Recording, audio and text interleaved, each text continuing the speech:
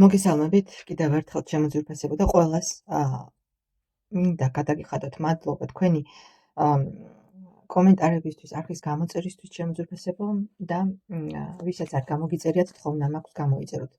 ახლა მინდა გავშალო ასეთი თემა, რისი ეშინია თქვენს პარტნიორს თქვენთან მიმართებაში შემოძვირფასებო.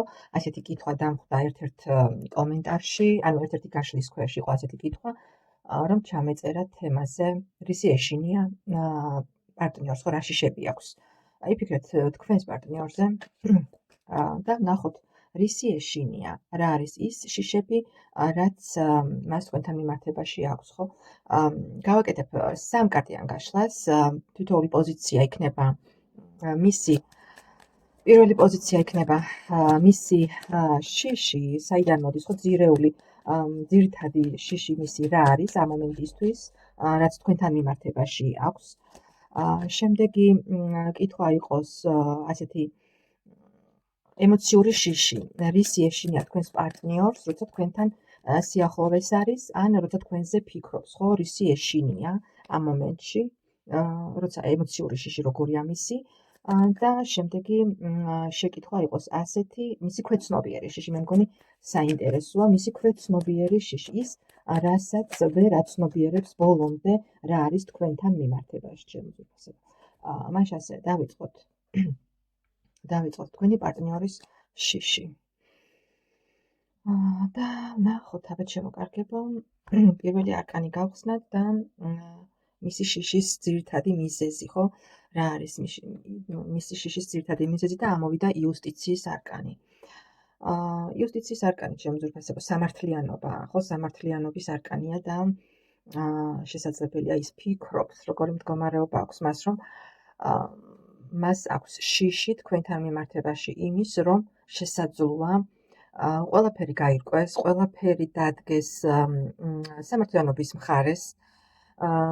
არ არის გამორიცხული, რომ აქ პარტნიორს შიში კონდეს იმის, რომ ან ურთიერთობას დაასრულებს თქვენ, ზოგიერთთან ხო შესაძლებელია არ დაგვაწყვეს, რომ საჯარო გაშლა და ყველასთან სხვადასხვა საკითხი იქნება. შიში აქვს იმის, რომ საბოლოოდ გამოუტანთ განაჩენს მას, ასევე შესაძლებელია მას აქვს იმის შიში, რომ თქვენ ყველაფერს ხედავთ, ყველაფერს წონით და ყველაფერს უყურებთ მის საქციელს ერთი სიტყვით და შესაძლებელია ამ პიროვნებას აქვს ასევე იმის შიში, რომ თავისი ქმედებები ადრე თუ გვიან, რომელიც წარსულში დაუშვა, წარსულის შეცდომების შედეგად თქვენთან მიმართებაში შესაძლებელია მას მოეთხოვოს პასუხი. აი ამის შიში აქვს, ანუ წარსულში დაშვებულ შეცდომებზე. მან შესაძლებელია მიიღოს პასუხი, ანუ დაისაჯოს და სწორედ ამის შიში აქვს და არ არის გამორიცხული, რომ შესაძლებელია ასევე თქვენი მხრიდან დასჯისაც ეშინია ამ პიროვნებას. ამ პიროვნებას ეშინია, რომ ან არ დაგკარგოთ საბოლოოდ არ გამოუტანოთ მას განაჩენი, ასე ვთქვათ, სამართლიანი განაჩენი, რომელსაც იმსახურებს და არ დაისაჯოს ამისთვის, იმ ყველაფრისთვის, იმ შეცდომებისთვის, იმ რაღაც ქმედებებისთვის, რომელიც შესაძლებელია მას თქვენთან მიმართებაში მქონდა დაშვებული. აი ესეთი პასუხია პირველ კითხვაზე. ვნახოთ მისი ემოციური შიში როგორია. ემოციური შიში, ანუ რისი ეშინია, როდესაც თქვენზე ფიქრობს, ან თქვენს სიახლოვეს არის, რისი ეშინია. შემოძვირფასებო, რვიანი ხმალი. მას ეშინია სიტუაციის, როდესაც შესაძლებელია ეშინია იმის, რომ არ აღმოჩნდეს რაღაც გამოუვალ სიტუაციაში, საიდანაც გამოსვლა შემდეგ გაუცნელდება. ასევე თუ ურთიერთობაში ხართ, ხო? ასევე შესაძლებელია იყოს ვარიანტი, რომ თუ არ გაქვთ ამ მომენტისთვის სტაბილური ურთიერთობა და გაქვთ, ასე ვთქვათ, შეხვედრები, ხო? ასევე ეშინია მას იმის, რომ თქვენთან ურთიერთობით შესაძლებელია მან დაკარგოს თავისუფლება, შემოძვირფასებო. თავისუფლება და აღმოჩნდეს, როგორ გითხრათ, კონტროლის ქვეშ, აღმოჩნდეს რაღაც ზეწოლის ქვეშ იმ სიტუაციაში, საიდანაც შემდეგ გაუჭირდება გაუჭირდება გამოსვლა. ანუ მისი ეს შიშები არის შინაგანი შიშები აქვს ჩემო ძვირფასებო. როდესაც თქვენზე ფიქრობს, პიროვნებას ფიქრობ, რომ აქვს აი ზუსტად თავისუფლების დაკარგვის შიში, რომ ზედმეტად არ აღმოჩნდეს მარწუხებში გადატანითი მნიშვნელობით, ხო?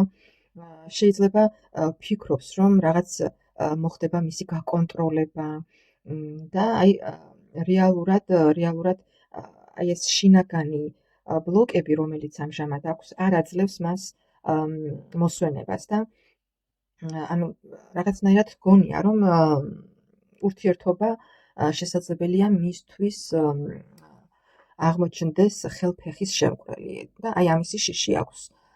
შიში აქვს, რომ აი რაღაც გამოუვალ სიტუაციაში არ აღმოჩნდება. ჩემო კარგებო, გავიმეორებ ისე, რომ საჯარო გაშლა, ყველასთან სხვადასხვა საკითხი იქნება და ამიტომ თქვენი რაც არის ის ინფორმაცია მიიღეთ. ნახოთ შემდეგი პოზიცია ქვეცნობიერი შიშები რა არის მისი. ის რასაც ვერ აცნობიერებს და ამოვიდა ტრანსფორმაციის არკანი. ეს საკმაოდ ისეთი ძლიერი არკანია ჩემო ძვირფასებო.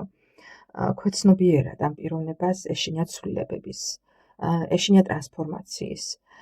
ის მზად არ არის, თითქოს მზად არ არის, რომ რაღაც შეიცვალოს, ხო?